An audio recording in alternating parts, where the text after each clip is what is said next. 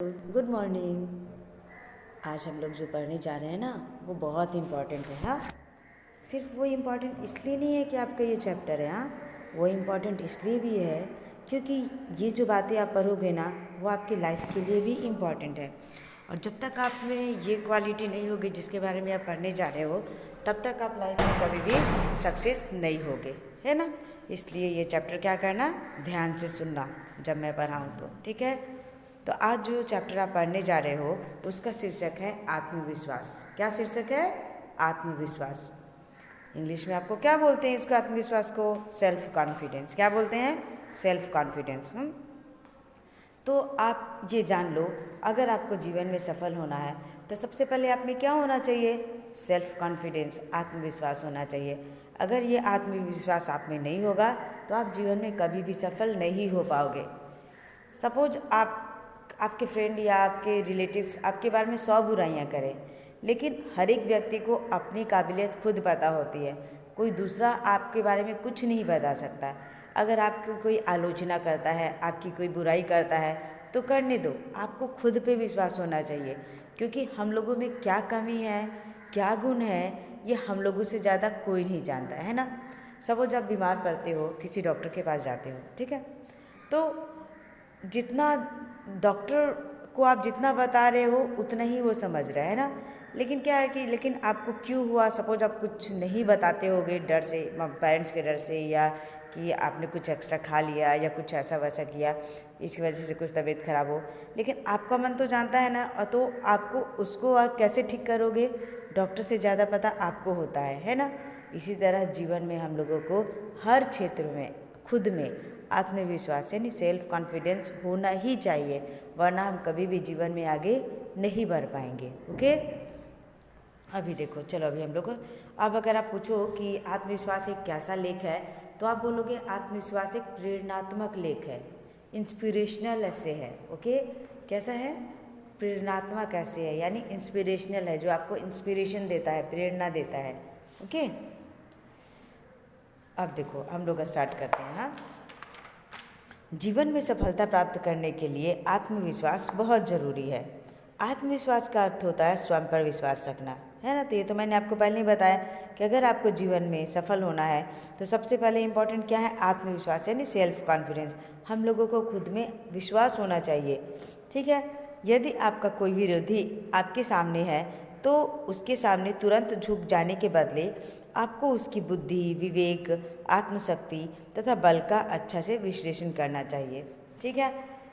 अब क्या है कि सपोज आप किसी से कोई लड़ाई लड़ने जा रहे हो, ठीक है, आपके सामने कोई आपका विरोधी है, तो आपको तुरंत घुटने नहीं टेक देना है या हार नहीं मान लेना, वो तो बहुत तेज है, मैं तो कहीं नहीं हूँ, ऐसा नहीं सोचना है। पहले पहले आपको क्या करना है कि जो आपका सामना जिससे होने जा रहा है, पहले उसकी बुद्धि, विवेक, आत्मशक्ति और बल का आपको क्या करना है? अच्छा से विश्लेषण करना है, सोचना है कि आखिर क्या बात है कि उसकी क्या काबिलियत है जिसकी वजह से वो ऐसा है ना। उसके बाद क्या करना है कि आपको उसके अनुसार अपने आप को तैयार करना है ना। तुरंत हार मान लेना तो बेटा बहुत गलत बात है ना। हम लोग को क्या होना चाहिए? खुद पे थोड़ा थोड़ा तो विश्वास होना चाहिए कि हाँ मैं कर सकता हूँ या मैं कर सकती हूँ, है ना। अगर आप सॉफ्टवेयर कार्डोवा आप अगर क्लास में होते तो मैं कार्डोवा क्लासेस पे आपको ये चैप्टर दिखाती भी, जो जो स्टोरीज में बताया गया है। लेकिन अभी तो आप नहीं हो तो कोई बात नहीं, आप इस पिक्चर में ही देख लो। देखो इस पिक्चर में दिखाया गया ये बाली है। बाली सुग्रीव का भाई था। आपने रामायण में, अभी तो कोरोना ने बहुत सारी मुश्किलें हम लोगों की आसान कर दी। कैसे? आप बहुत सारे रिलीजियस स्टोरीज़ आप नहीं जानते थे, धार्मिक कहानियाँ नहीं जानते थे, आपने टीवी पे देखा होगा तो आपको सब पता चल गया होगा। तो आपने रामायण तो देखा ही होगा। तो रामायण में आपने देखा था ना, बाली और सुग्रीव दो भाई थे। और सुग्रीव किसके दोस्त थे? श्री राम के दोस्त थे। तो क्योंकि बाली ने सुग्रीव का क्या किया था? राज्य हड़प लिया था। तो क्या किया था कि श्री राम जी ने सुग्रीव की मदद करने के लिए बाली से लड़ाई लड़ी थी, है ना। इस देखो इस पिक्चर में वही दिखाई दे रहा है। अब ये भी आप ध्यान दो कि श्री राम क्या करें, पेड़ के पीछे से बाली को मार रहे हैं, सामने से आकर उन्होंने लड़ाई नहीं की है। कहाँ से लड़ाई कर रहे हैं? देखो पेड़ के पीछे से लड़ाई कर रहे हैं ना। वो ऐसा क्यों कर रहे हैं? जिसने ध्यान से रामायण देखा होगा, सुना होगा, उसको पता है कि वो क्यों सामने आकर लड़ाई नहीं कर रहे थे जबकि वो वीर योद्धा थे, है ना। तभी हम लोग उसके बारे में यहाँ पढ़ रहे हैं, ठीक है। बाली से कौन लड़ सकता है महाराज? क्यों, ऐसी उसमें क्या बात है? महाराज, उसे ऐसा वरदान प्राप्त है कि जो उसके सामने आता है उसकी आधी ताकत उसमें आ जाती है और वह उसे आसानी से पछाड़ देता है। तो सब श्री राम से सब डिस्कस कर रहे हैं कि बाली से कोई नहीं लड़ सकता है। तो श्री राम ने पूछा क्यों, ऐसा क्या है कि उससे कोई नहीं लड़ सकता है? तो सब ने बताया कि बाली को ऐसा वरदान प्राप्त है कि जो उसके सामने आकर लड़ाई करेगा ना, उसकी आधी ताकत क्या होगी, उसमें चली जाएगी, ठीक है, और वो उसे क्या करेगा, आसानी से पछाड़ देगा। सुग्रीव ने श्री राम से अपने भाई बाली के संबंध में उपयुक्त बातें कही थी। ये कौन कह रहा है? सुग्रीव कह रहे हैं। किससे कह रहे हैं? श्री राम से कह रहे हैं। और ये बात इतनी पक्की थी कि श्री राम भी बाली के सामने आकर नहीं लड़े, बल्कि उन्होंने बाली को पैर की आड़ से ही निशाना बनाया। अब देखो, ये बात पक्की थी कि जो बाली के सामने आकर लड़ाई करेगा उसकी आधी ताकत उसमें चली जाएगी। तो श्री राम जी ने क्या किया कि पैर के पीछे से आकर उसके अपना निशाना बनाया। दूसरे को यानी सामने वाले की आधी ताकत आप में खींच लेने की शक्ति का जो वरदान बाली को प्राप्त था वह हम सबको भी प्राप्त है, पर दुर्भाग्य यह है कि हमने कभी उसका उपयोग नहीं किया, इसलिए विरोधी हमें पीटते रहे हैं और हम उस पीटने को अनिवार्य समझकर पीटते रहे हैं। अब लेखक का इसमें ये कहना है कि दूसरे की यानी सामने वाले की आधी ताकत खींच लेने की जो ताकत बाली में थी वो ताकत हम में भी है, लेकिन क्या है कि हम उस ताकत का हमें अनुमान नहीं है, अंदाज नहीं है, हमने कभी उसका उपयोग नहीं किया, इसलिए विरोधी क्या करते हैं, हमें पीटते रहे हैं और हम उस पीटने को अनिवार्य समझ के क्या कहे हैं, पिटाई खाते रहे हैं। सच बात यह है कि जब कोई विरोधी हमारे सामने आता है तो हम अपनी आत्महीनता से या आत्मविश्वास की कमी से विरोधी का और अपना बल तौले बिना ही उसे अपने से शक्तिशाली मान लेते हैं। बस यह मानना हमारी शक्ति को आधा कर देता है। अब देखो लेखक का क्या कहना है इस पंक्ति में कि कोई भी विरोधी हमारे सामने आता है तो हम क्या करते हैं, अपनी आत्महीनता से, या आत्महीनता मतलब हमें आत्मविश्वास की कमी होती है, तो हम लोग बिना बल तौले कि हमारा शक्ति क्या है और उसकी शक्ति क्या है, अपने आप उसे शक्तिशाली मान लेते हैं और पहले ही हार मान लेते हैं।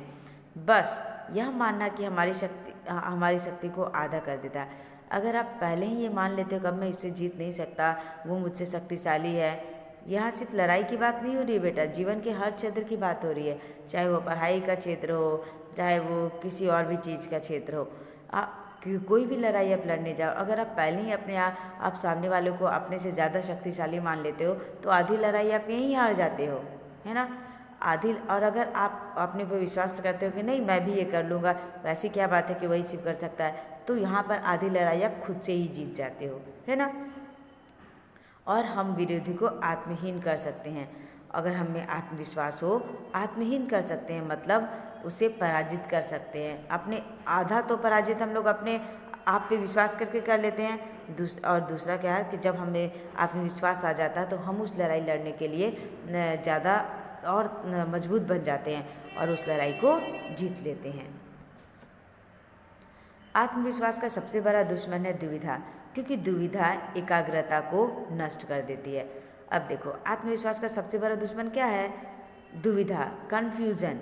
अगर आप अपने कन्फ्यूजन को नष्ट कर दो, ठीक है, तो आप में आत्मविश्वास आ जाएगी। ये क्या है कि दुविधा जो है सबसे पहले तो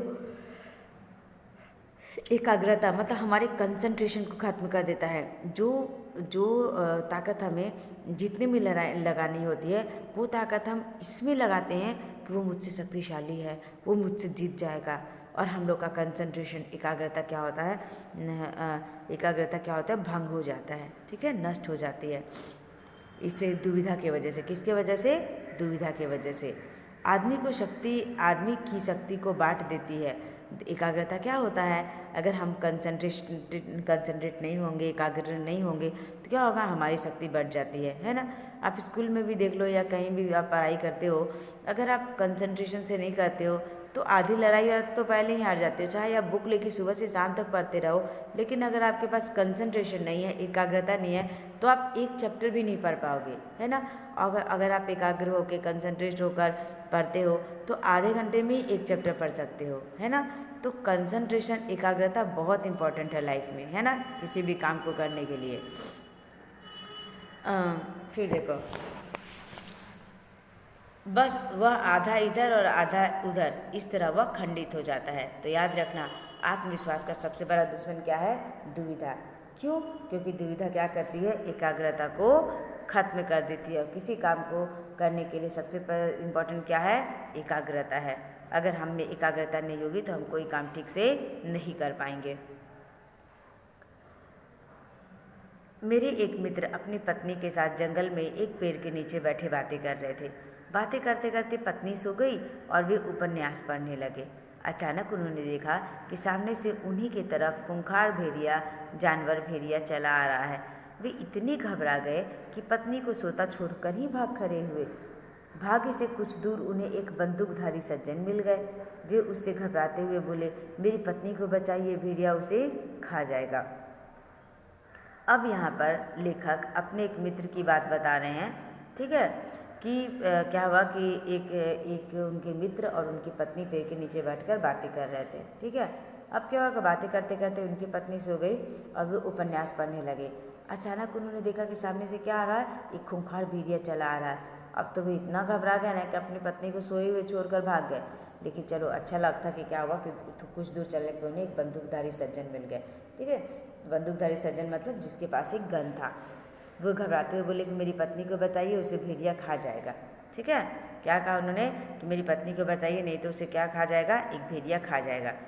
अब शिकारी दौड़ा दौड़ा उनके साथ पेड़ के पास आया तो उनकी पत्नी यथापूर्व सो रही थी। उन्होंने देखा कि उनकी पत्नी तो सो रही है और भेड़िया उसके पास रखी रोटी और भेड़िया उसके पास रखी टोकरी में मुंह डाले पूरियां खा रहा था। कहाँ है भेड़िया? शिकारी ने बंदूक साधते हुए पूछा तो कांपते हुए बोले, वह है, वह सामने। शिकारी बहुत जोर से हंस पड़ा। भले मानस, वह बेचारा कुत्ता है। क्या बात हुई यह? वही कि भय ने उन्हें आत्मविश्वासहीन कर दिया। अब देखो क्या हुआ कि जब वो बंदूकधारी को लेकर पहुँचे तो शिकारी ने बोला कि कहाँ है। अब देखा कि उनकी पत्नी तो सो रही है, जैसे पहले सो रही थी वैसे ही, और जिसको वो भेड़िया बता रहे थे वो पास ही टोकरी में रखा हुआ उनकी पूरियाँ खा रहा है। तो शिकारी ने पूछा कि कहाँ है भेड़िया? तो उन्होंने कहा क्या सामने, वो देखो सामने। तो शिकारी जोर जोर से हंसने लगा। उन्होंने कहा, भले मानस, वो भेड़िया नहीं है, वो तो बेचारा कुत्ता है, वो तो बेचारा पूरियाँ खा रहा है। अब देखो यहाँ पे भी क्या हुआ कि आत्मविश्वासहीनता ने उस सज्जन को क्या किया कि डरपोक बना दिया। उन्हें ये भी नज़र नहीं आ रहा था कि भेड़िया नहीं बल्कि कुत्ता है। तो अगर हम लोगों में आत्मविश्वास नहीं है तो हम लोग किसी लायक नहीं, हम लोग कोई काम नहीं कर सकते हैं, ठीक है। तो जब कोई मुसीबत की घड़ी आए तो हमें तुरंत घबराना नहीं है, हमें संयम से, पेशेंस से काम लेना है ना। श्री कृष्ण ने महाभारत में सर्वोत्तम काम यही किया कि पांडवों को उन्होंने आत्मविश्वास से भर दिया। अब बात हो रही है महाभारत की। I expect all of you कि आपने महाभारत भी देखा होगा। महाभारत तो 2 बार आई थी, एक नई वाली और एक पुरानी वाली, है ना। जो भी इंटरेस्ट हो, लेकिन देखा होगा आपने। देखा ना उसमें कि पांडवों और कौरवों की लड़ाई हो रही थी। कृष्ण पांडवों के पक्ष में थे, जबकि कौरवों में क्या थे? बहुत सारे शक्तिशाली योद्धा थे। फिर भी कृष्ण किसके साथ थे? पांडवों के साथ थे। उन्होंने पांडवों में इतना आत्मविश्वास भर दिया था कि वो अपने कार्य के महत्व को समझते थे। तभी तो पूरे आत्मविश्वास के साथ उन्होंने अर्जुन से कहा था, पार्थ परेशान मत हो, युद्ध करो, तुम निश्चित रूप से युद्ध में अपने शत्रुओं पर विजय पाओगे। आपको याद है ना, श्री कृष्ण अर्जुन को पार्थ बुलाते थे। तो जब अर्जुन दुविधा में थे कि वो जीतेंगे नहीं जीतेंगे, उनके खेमे में इतने शक्तिशाली योद्धा हैं, तो उन्होंने अर्जुन से कहा, पार्थ तुम परेशान बिल्कुल मत हो, तुम निश्चित रूप से युद्ध करो और अपने शत्रु पे तुम विजय जरूर पाओगे। अब देखो नेताजी सुभाष चंद्र बोस, आपने सुना ना सुभाष चंद्र बोस कौन थे? सुभाष चंद्र बोस आज़ाद हिंद फौज के संगठनकर्ता थे। उन्होंने बनाया था, जब हम लोग की आज़ादी की लड़ाई चल रही थी तो उन्होंने क्या नारा दिया था कि तुम मुझे खून दो मैं तुम्हें आज़ादी दूंगा। मतलब आप लोग लड़ाई करो, अपना खून बहाओ और फिर हम आज़ादी आपको ज़रूर देंगे। आपको पता है बेटा सुभाष चंद्र बोस बहुत तेज़ थे, इंटेलिजेंट थे पढ़ने में, पता है आपको? अब देखो उनकी बात सुनो। नेताजी सुभाष चंद्र बोस जब ICS की प्रतियोगिता में बैठे तो अंग्रेज परीक्षक ने पूरी तेजी से घूमते हुए बिजली के पंखे की ओर इशारा करके उनसे पूछा, क्या इसकी पंखुड़ी गिनी जा सकती है? सुभाष बाबू ने झट से पंखा बंद कर दिया और बोले, जी हाँ, सुगमता के साथ। अब देखो यहाँ पे तो सुभाष चंद्र बोस को घबरा जाना चाहिए था ना, कि जब वो फैन हिल रहा है तो उसकी पंखुड़ी वो कैसे गिन पाएंगे। क्या हुआ कि जब वो ICS की प्रतियोगिता में बैठे थे तो एक अंग्रेजी परीक्षक मतलब जो एग्जामिनर आते हैं ना, जैसे आप भी एग्ज़ाम देते हो तो जो देखने आता है कि बच्चे ठीक से परीक्षा दे रहे हैं कि नहीं दे रहे हैं, उसको एक परीक्षक क्या बोलते हैं हिंदी में, ठीक है। तो उन्होंने सुभाष चंद्र बोस से पूछा कि क्या ये बिजली के पंखे की पंखुड़ियाँ गिन सकते हो आप? तो सुभाष चंद्र बोस ने क्या किया, झट से पंखा बंद कर दिया, बोला, जी हाँ, सुगमता के साथ। सुगमता मतलब आसानी के साथ। ये होता है आत्मविश्वास, हाजिर जवाबी, है ना। अगर आप में आत्मविश्वास है तो आप जल्दी घबराओगे नहीं और तुरंत सॉल्यूशन निकाल लेते हो। परीक्षक प्रसन्न हो गया, पर उसने उन्हें एक बार और कसौटी में कसा। देखो जो एग्जामिनर था, परीक्षक था, वो उनसे बहुत खुश हो गया, लेकिन उन्होंने और उनकी एक और परीक्षा लेनी चाहिए, मतलब एक और कसौटी कसा, एक और परीक्षा ली। क्या ली? उसने अपनी अंगूठी उनके सामने रखकर पूछा, क्या इसमें से सुभाष चंद्र बोस निकल सकता है? देखो क्या किया उन्होंने, एक परीक्षक ने अपनी अंगूठी उनके सामने रख दी है और बोला कि क्या सुभाष चंद्र बोस इससे निकल सकता है? सुभाष बाबू भी कम नहीं थे, उन्होंने क्या किया, अपने नाम का विजिटिंग कार्ड मोड़कर उसमें से निकालते हुए कहा, जी इस तरह। देखो आप तो होते तो वही बोलते ना कि परीक्षक कैसी कैसी बातें कर रही, छोटी सी अंगूठी में मैं कैसे निकल सकता हूँ। लेकिन देखो उन्होंने कितना दिमाग लगाया, अपने नाम का विजिटिंग कार्ड क्या किया, अंगूठी के आर पार से निकाल दिया। बोला, हाँ सुभाष चंद्र बोस इस अंगूठी के आर पार निकल सकते हैं, इस तरह से, ठीक है। इसके अभाव में यदि वो घबरा जाते और उटपटांग जवाब देते तो फेल हो जाते, है ना।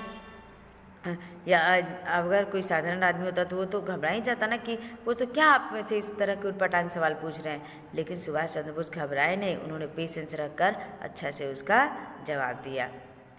दूसरे अपनी क्षमता पर विश्वास करें और सफलता को निश्चित मानें। आपको आपकी क्षमता पे विश्वास होना चाहिए, तभी आप, और ऐसा सोचना चाहिए, बी पॉजिटिव, बोलते हैं ना कि लाइफ में हमेशा पॉजिटिव सोचना चाहिए। आपको ये सोचना चाहिए कि सफलता मुझे मिलेगी, क्यों नहीं मिलेगी।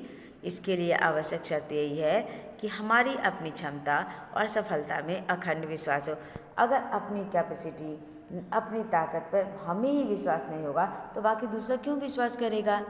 हमारे भीतर उगा भय, शंका और अधैर्य ऐसी डायनामाइट हैं जो हमारे प्रति दूसरे के विश्वास को खंडित कर देते हैं। समझ गए ना बेटा। आप में भय नहीं होनी चाहिए, शंका नहीं होना चाहिए, और इम्पेशेंस मतलब आप में पेशेंस की कमी नहीं होनी चाहिए, क्योंकि ये ऐसी डायनामाइट है तो ऐसा बम है जो क्या करता है कि हमारे प्रति भी दूसरे के विश्वास को खंडित कर देता है। अगर कोई आपको देखे कि आप भय में हो, शंका है, आप में पेशेंस नहीं है, तो सामने वाला समझ जाएगा कि इसको कुछ नहीं हो सकता है, इसके जीतना एकदम आसान है, ठीक है।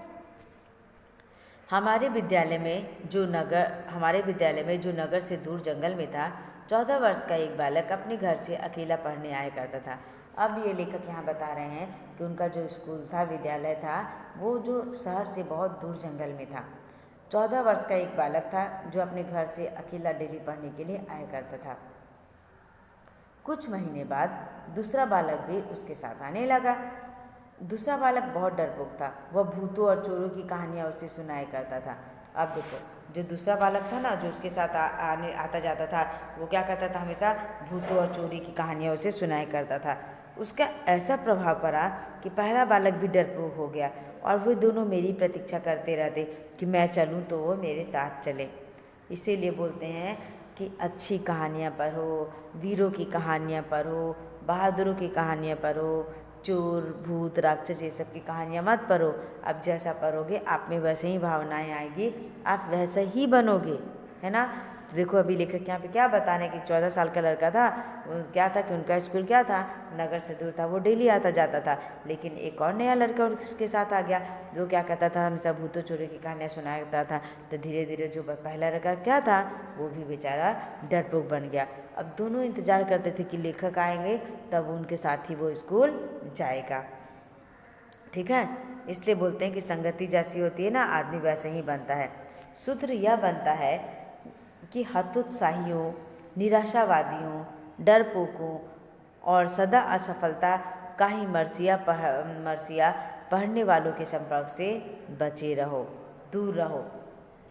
अब देखो वो तो बच्चा पहले बहादुर था, लेकिन जब वो उस लड़के के संपर्क में आया तो क्या हुआ, वो भी डरपोक बन गया। इसलिए ऐसा कहा जाता है कि कोई अगर आपका कोई दोस्त निराशावादी हो, डरपोक हो, समय हमेशा असफलता की बातें करते रहता है, तो उसके साथ उसका संगति कभी भी नहीं करना चाहिए।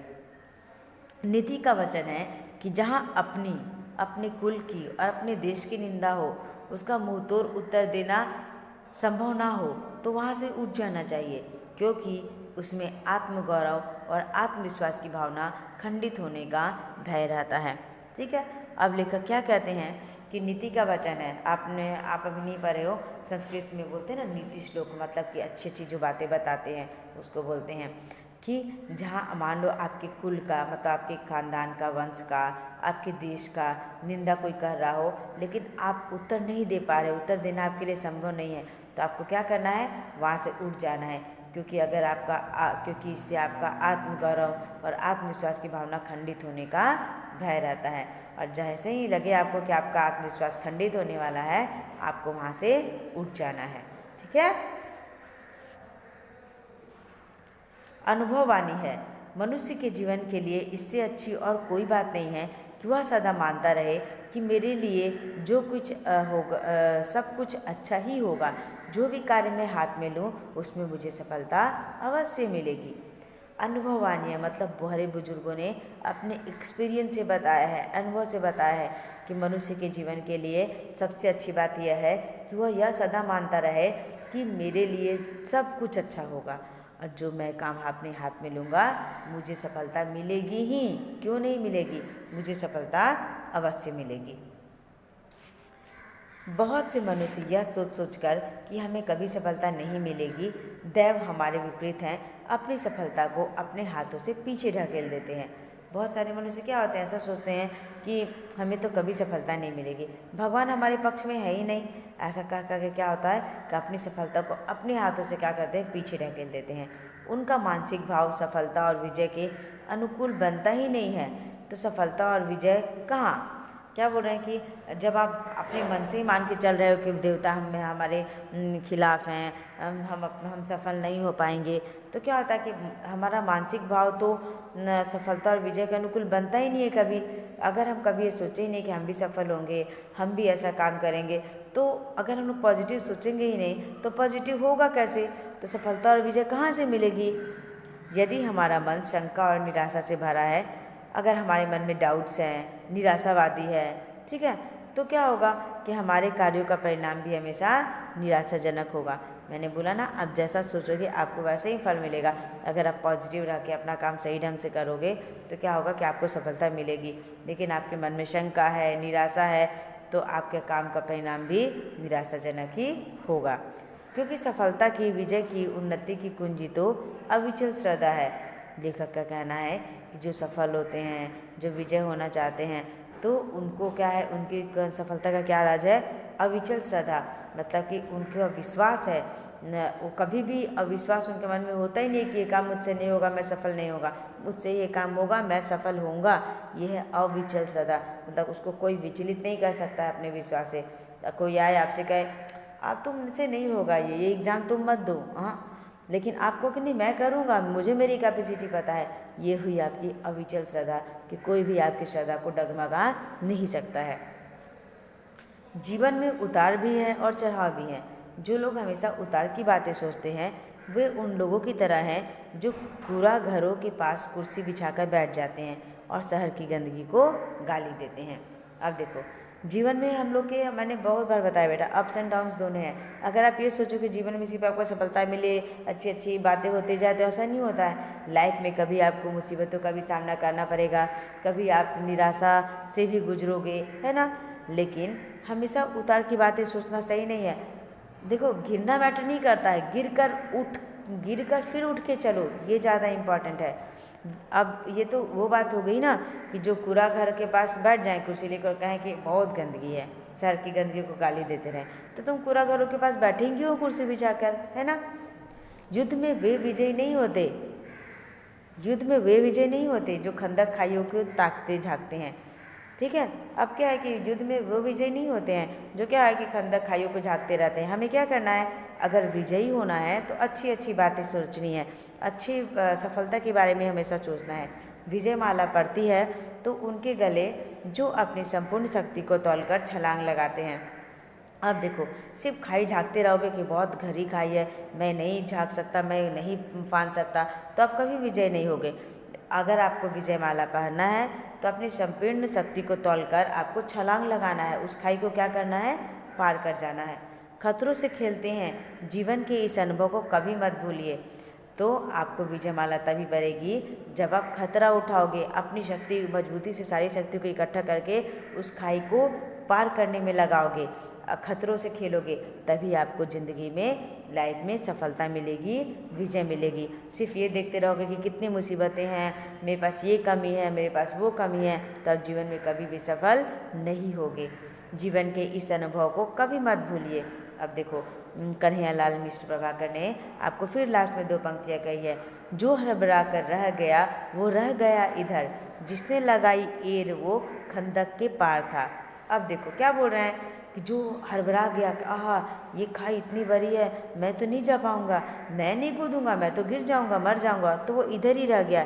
लेकिन क्या हुआ कि जिसने अपनी पूरी ताकत, पूरी शक्ति लगाकर खाई को पार करने का हौसला बनाया, वो क्या हुआ, अपनी लड़ाई लड़ के जीत गया। ठीक है बेटा, तो इस कहानी से आपको क्या सीख मिली कि हमें अपने में आत्मविश्वास, आत्मशक्ति को पहचानना होगा, और हमें हमेशा क्या करना है, अच्छे लोगों की संगति करनी है। अगर हम लोग खराब लोगों की संगति करेंगे तो कभी भी विजय नहीं हो पाएंगे। ठीक है, तो अब याद रखोगे ना, हमेशा अच्छे लोगों की संगति करना, अच्छी बातें सुनना, अपने आत्मविश्वास को कभी डगमगाने नहीं देना, चाहे कोई कितने भी बुराई करे, आपको अपने ऊपर विश्वास होना चाहिए। ओके बेटा, चलो अभी मैं आपको क्या करती हूँ कि इसका मैं थोड़ा आपको शब्दार्थ बता देती हूँ। आर मतलब कि ओट या पर्दा, जैसे कि राम जी ने क्या किया था, पेड़ की आड़ से बाली का वध किया था, तो आर बोलते हैं मतलब किसी के पीछे छिपना, ओट में। अनिवार्य है मतलब ये आवश्यक है, अनिवार्य का मतलब होता है आवश्यक। सज्जन मतलब कोई भला आदमी, अच्छा आदमी। सर्वोत्तम मतलब सबसे अच्छा।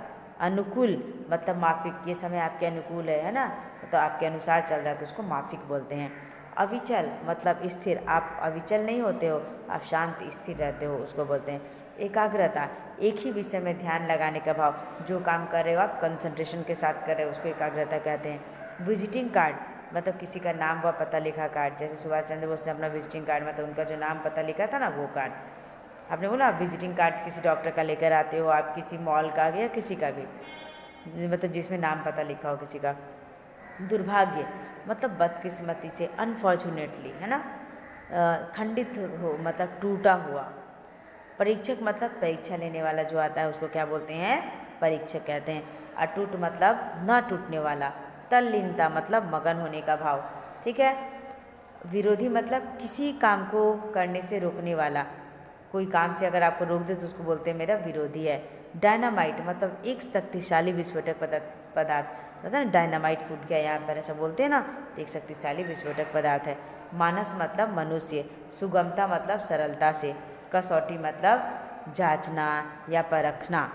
क्षमता का मतलब होता है सामर्थ्य, और मतलब मेरी ये क्षमता है, मेरी ये सामर्थ्य है, मैं ये कर सकता हूँ। मरसिया मतलब शोक गीत, है ना, मरसिया मतलब किसी का शोक का जो गीत गाते हैं उसको मरसिया बोलते हैं। खंदक मतलब कोई गहरा गड्ढा हो तो उसको बोलते हैं खंदक। ओके बेटा, चलो क्लियर है। अब मैं यहाँ बंद करती हूँ। टेक केयर, हर क्वेश्चन आंसर नोटबुक में लिखते जाना। आई रिक्वेस्ट यू, हाँ, इसके पहले का लिख लेना। तो हम नेक्स्ट क्लास में हम लोग इसका PDF एक्सप्लेन करेंगे। ओके बेटा, बाय।